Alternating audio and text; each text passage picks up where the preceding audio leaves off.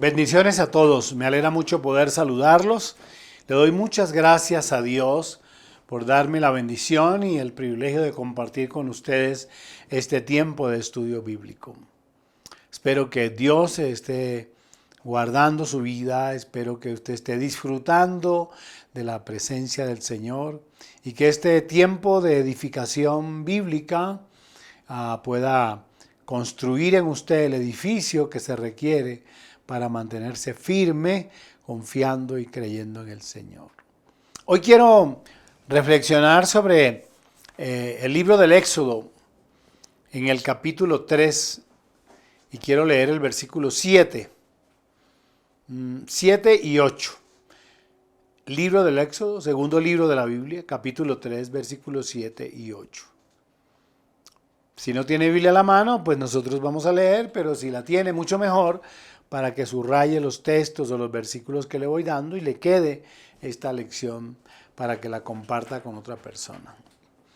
No olvide también que este link que usted recibe puede enviarlo, debe enviarlo a otras personas para que ellos también sean animados, edificados y fortalecidos en esta experiencia con el Señor. Dice la palabra de Dios: dijo luego Jehová: bien he visto la aflicción de mi pueblo que está en Egipto, y he oído su clamor a causa de sus exactores, pues he conocido sus angustias.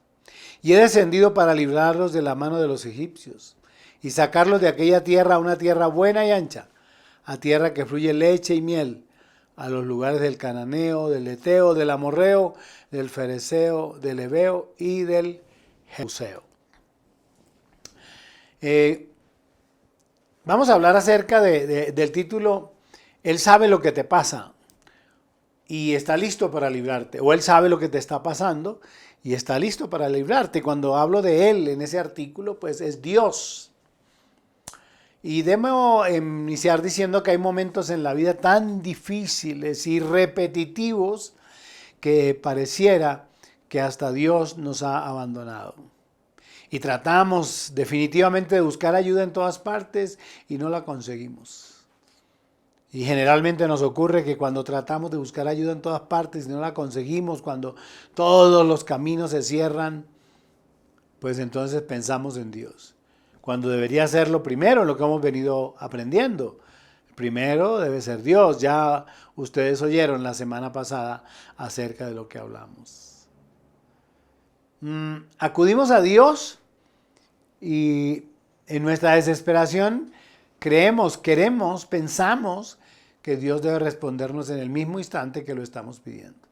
Y a veces las respuestas de Dios demoran un poco, en tanto que Dios tiene y conoce todos los tiempos. Y entonces entramos en desesperación. Entramos en desesperación precisamente por eso, porque no llega y en el tiempo que nosotros queríamos. Y entonces es allí cuando en esa angustia, en esa desesperación, entonces decimos que Dios nos ha abandonado. Pero la Biblia, este libro, la palabra de Dios, dice que Dios siempre, siempre está pendiente de nosotros. Este pasaje habla del pueblo de Israel, que angustiado pide ayuda a Dios mientras estaba cautivo en Egipto por Faraón.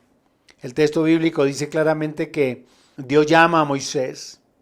Dios llama a Moisés en el desierto y le dice: ve y dile a mi pueblo, al pueblo de Israel que estaba cautivo en Egipto, que yo he visto sus aflicciones, que yo he visto su dolor, que yo he oído sus clamores, su oración, y diles también que yo conozco sus angustias y yo he descendido para librarte, para librarlos de la esclavitud de Egipto.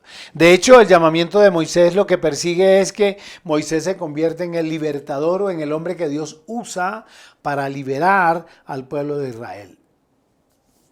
Entonces, descubramos esta noche en estos versículos tres lecciones importantes. En esos momentos de aflicción y de angustia, cuando creemos que Dios no nos ve, allí estamos equivocados. Porque la situación del pueblo de Israel y su cautividad y la tiranía bajo la cual vivían, ellos pensaban que Dios se había olvidado de ellos.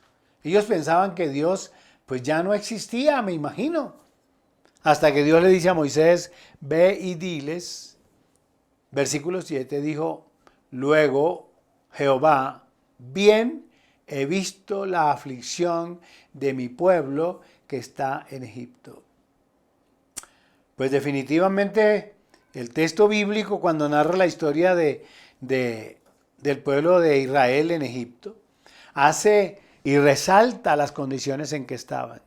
Como cada día Faraón y sus tiranos, los que le acompañan en este proceso, acrecentaban más las labores de los judíos. Entonces, para hacer los ladrillos, el barro, la paja, para quemar en los hornos, esto se acrecentaba y cada vez se les exigía mucho. Dice la misma Biblia y la historia bíblica que lo hacían con el fin de que el pueblo de Israel estuviera siempre cansado, ocupado, agotado y que no tuvieran ningún pensamiento acerca de la insurrección. Pero qué interesante esto, qué interesante estos versículos que hemos leído.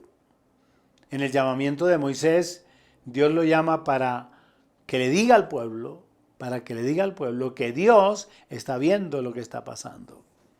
Déjame abrir un paréntesis para decir también que muy seguramente esta noche Dios me trajo a mí y te puso a ti ahí, en el teléfono o en el televisor, para decirte que no estás solo.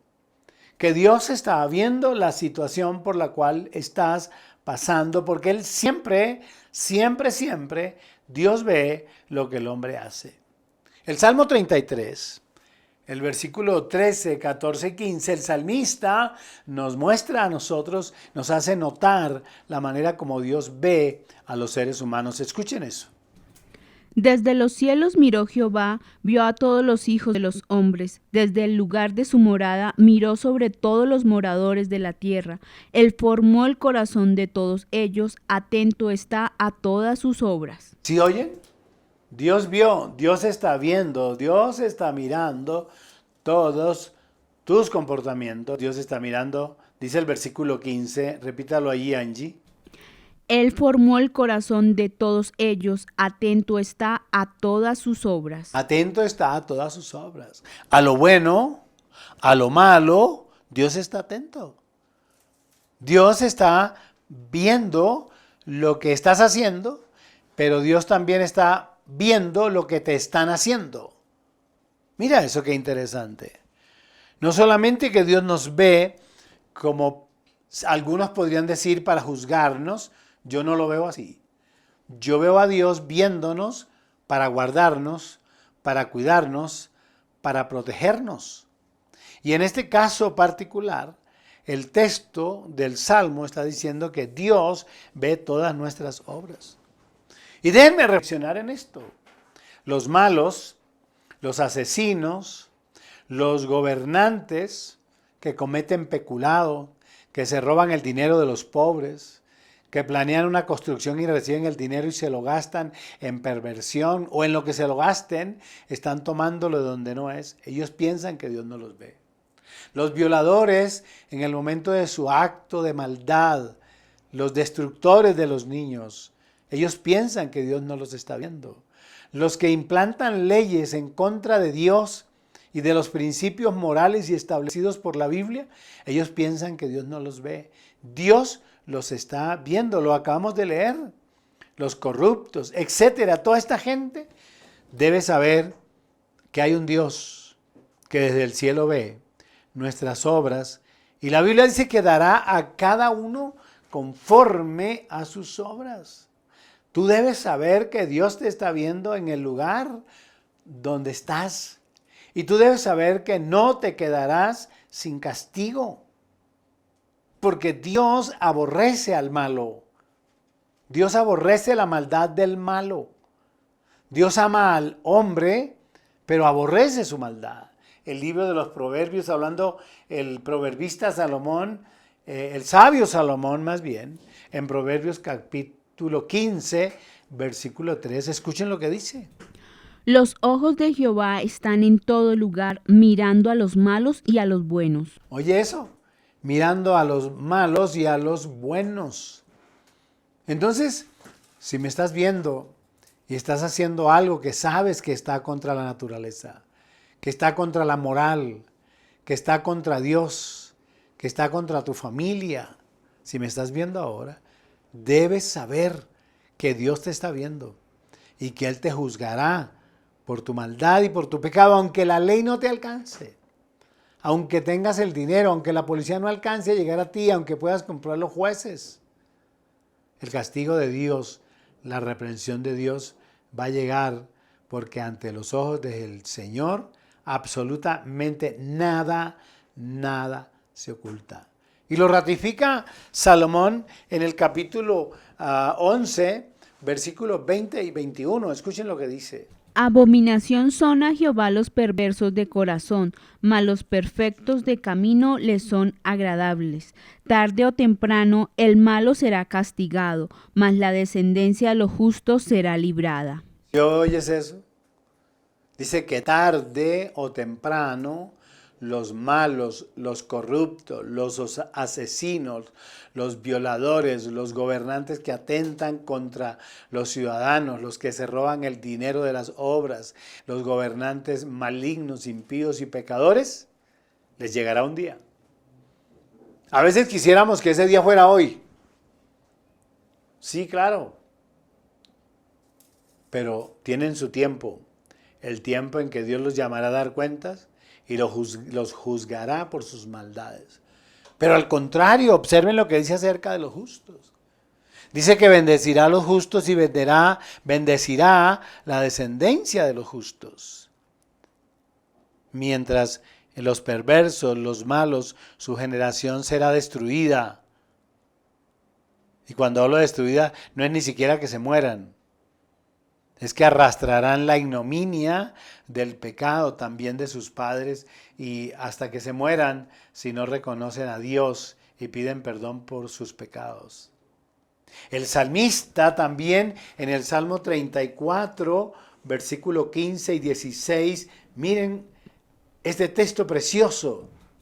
Los ojos de Jehová están sobre los justos, y atentos sus oídos al clamor de ellos. La ira de Jehová contra los que hacen mal, para cortar de la tierra la memoria de ellos. Los ojos de Jehová están sobre los justos, sobre los que hacen justicia, los que actúan bien. ¿Quién no es justo sino aquel que hace conforme la voluntad de Dios y conforme a los principios establecidos por el Señor? Pero lo precioso de esto es, cerrando este punto, que el centro es que Dios ve nuestra condición y nuestra aflicción. Lo que dice el salmista, los ojos de Jehová están sobre los justos. Y el pueblo de Israel supo, tenía que saber y lo supo y lo advirtió y se dio cuenta que Dios estaba viendo. Cuando llegó el momento de la liberación, es el cumplimiento de esta palabra. Dios había visto la manera como los estaban tratando. Dios había visto la manera como estaban sufriendo y entonces vino para liberarlos.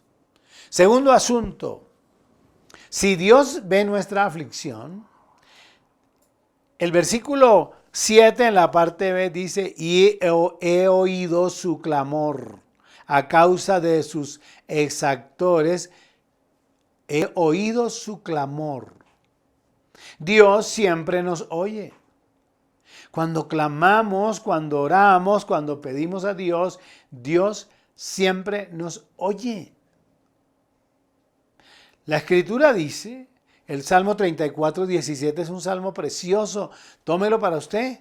Claman los justos y Jehová oye y los libra de todas sus angustias. Escucha, claman los justos y Dios los oye y los libra de todas sus angustias. Y de eso estamos hablando. Dios oye nuestras peticiones.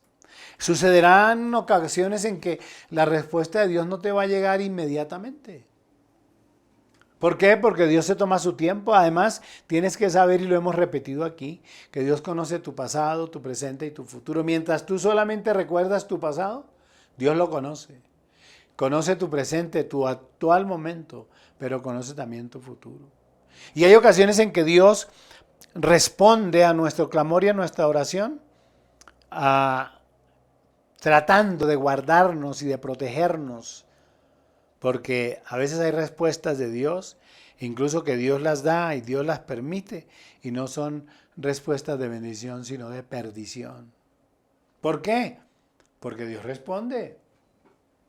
Por eso siempre pido y oro a Dios, Señor, yo te pido, y luego digo, conforme a tu voluntad. Porque Dios, por complacernos a nosotros, entonces Dios va a respondernos. Pero qué seguridad tenemos que lo que estamos pidiendo a Dios sea para nuestra edificación, para nuestro avance. Pero lo que tengo claro y lo que la Biblia enseña es que claman los justos y Dios los oye. Es más, la Biblia nos autoriza a clamar a Él. La Biblia nos dice que debemos buscarle a Él, orar, hablar con Él, pedirle a Él. Jeremías en el capítulo 33, versículo 3, dice: Clama a mí y yo te responderé y te enseñaré cosas grandes y ocultas que tú no conoces. Clama a mí y yo te enseñaré cosas grandes, ocultas, pero dice, yo te responderé. Es decir, Él nos oye y nos oye para respondernos. San Juan, cuando escribe, Primera de Juan, capítulo 5, versículo 14, él habla acerca de la confianza que nosotros tenemos cuando clamamos a Él. Y él habla de la confianza, ¿saben por qué?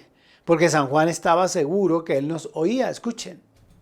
Y esta es la confianza que tenemos en Él, que si pedimos alguna cosa conforme a su voluntad, Él nos oye.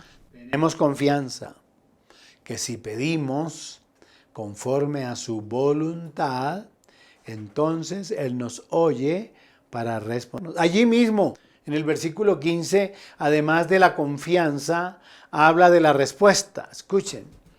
Y si sabemos que Él nos oye en cualquiera cosa que pidamos, sabemos que tenemos las peticiones que le hayamos hecho. Ahí está. Entonces, nos autoriza a clamar porque Él nos va a oír. ¿De qué te sirve hablar a alguien que no oye? ¿Se acuerdan cuando no conocíamos al Señor? Íbamos a la iglesia tradicional y nos arrodillamos frente a un muñeco o una efigie, o digamos, como lo quiera llamar, de yeso o de madera o de metal y le hablábamos. Yo me acuerdo de mi mamá arrodillada, prendiendo una vela y llorando, pidiéndole a San no sé qué, que arrancara a mi papá del alcohol, porque estaba alcoholizado. Y pobrecita mi mamá nos llevaba y nos colocaba a nosotros y nos hacía arrodillar ahí, mientras ella lloraba y le decía, San Ignacio, San no sé qué cosa, ay, arráncale el alcohol, arráncale, que se le olvide. Nada, cada vez mi papá era peor, porque le estaba orando a alguien que no oye. ¿A quién clama usted? ¿A quién le ora usted?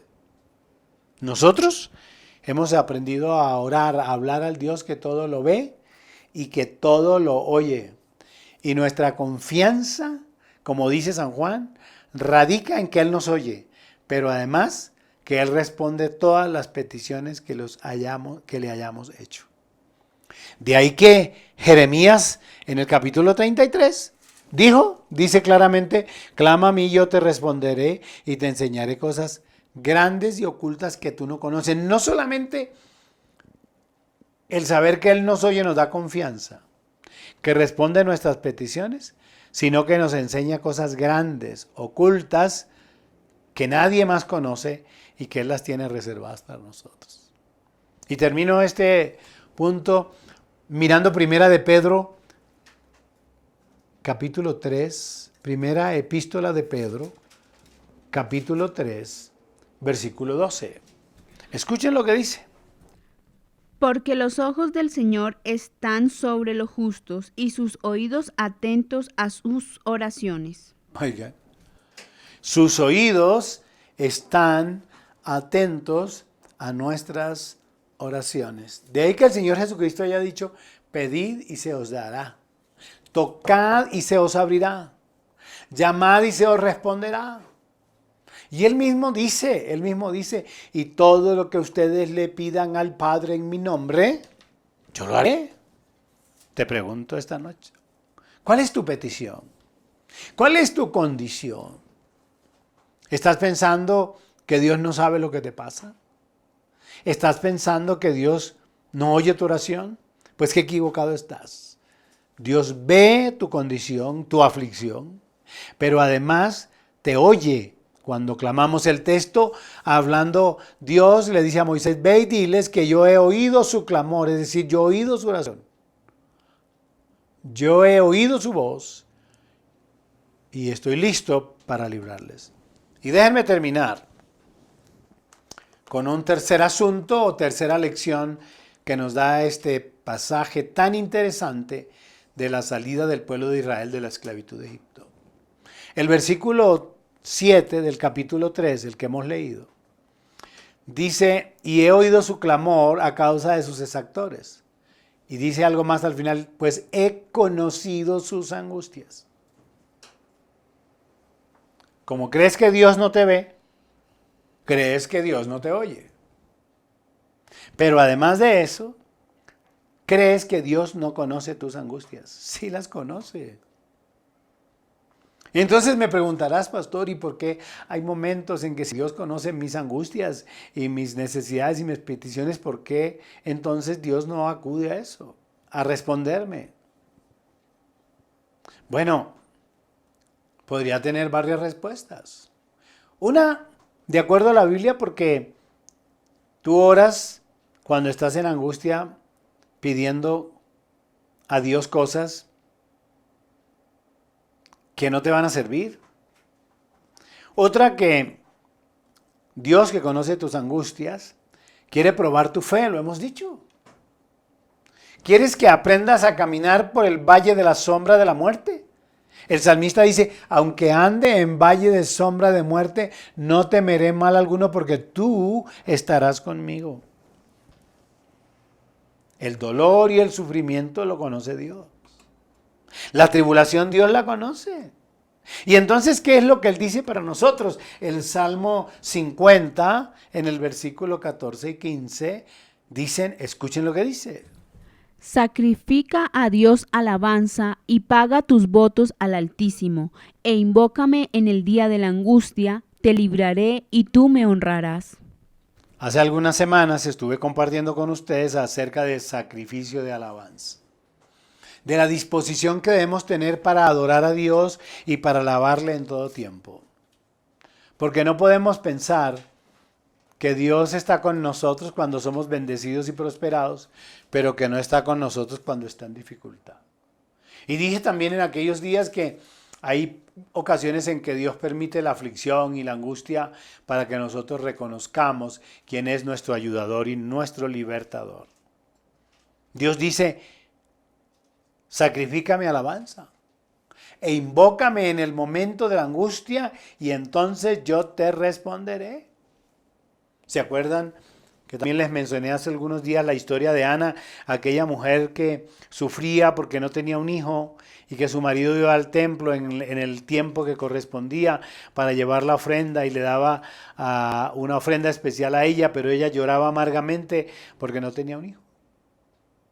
En esa angustia, esta mujer oró a Dios. Clamó en su angustia y le dice, Señor, si me dieras un hijo, entonces lo consagraré y lo dedicaré a ti. Y en su angustia, Dios le respondió en el tiempo que era. Entonces nació su hijo. Y el texto bíblico de 1 Samuel dice que ella cumplió lo pactado y llevó a su hijo al templo. Ella le pidió a Dios un hijo y Dios le dio un profeta. ¿Saben por qué? Porque Él conoce nuestras angustias. Pero Él además quiere que nosotros se lo digamos. Nada más hermoso que un hijo o una hija que viene a su papá o a su mamá para contarle por dónde está pasando. Ahí entonces se encuentra nuestro afecto, nuestra sensibilidad, nuestra disposición entera de poder ayudarle. Pero si no sabemos, si no conocemos su necesidad, por eso el texto dice, clama a mí, yo te responderé, pedid y se os dará. El Señor conoce nuestras angustias, pero está esperando que nosotros vayamos a Él y yendo a Él podamos tener esas respuestas, esa respuesta que el texto bíblico está diciendo. Termino hoy hablando de lo que San Pablo escribe a los Hebreos en el capítulo 4, versículo 14, 15 y 16. Con ese voy a terminar. Dice, por tanto, teniendo un gran sumo sacerdote que traspasó los cielos, Jesús el Hijo de Dios, retengamos nuestra profesión, es decir, mantengámonos firmes, porque no tenemos un sumo sacerdote que no pueda compadecerse de nuestras debilidades, sino uno que fue tentado en todo, según nuestra semejanza, pero sin pecado, es decir, el Señor Jesús, siendo semejante a nosotros en la carne, como hombre, como humano, no como Dios, sufrió lo que nosotros sufrimos, padeció lo que nosotros padecimos, el vituperio, el maltrato, la burla, el escarnio, pero su Padre Dios siempre lo estaba haciendo.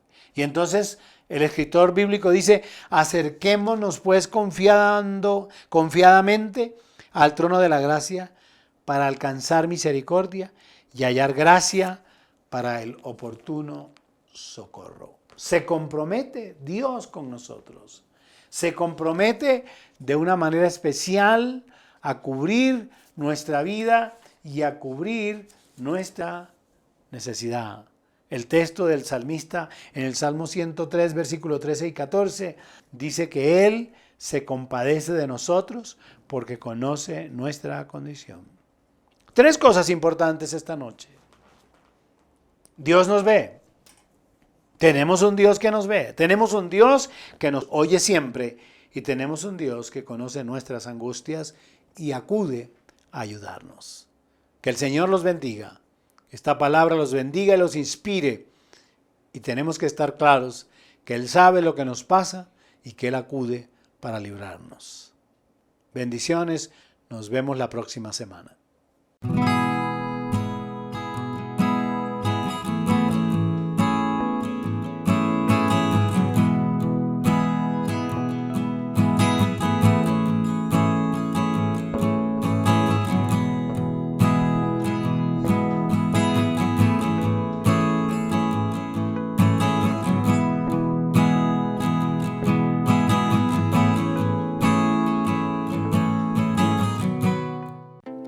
¿Quieres apoyar nuestro ministerio?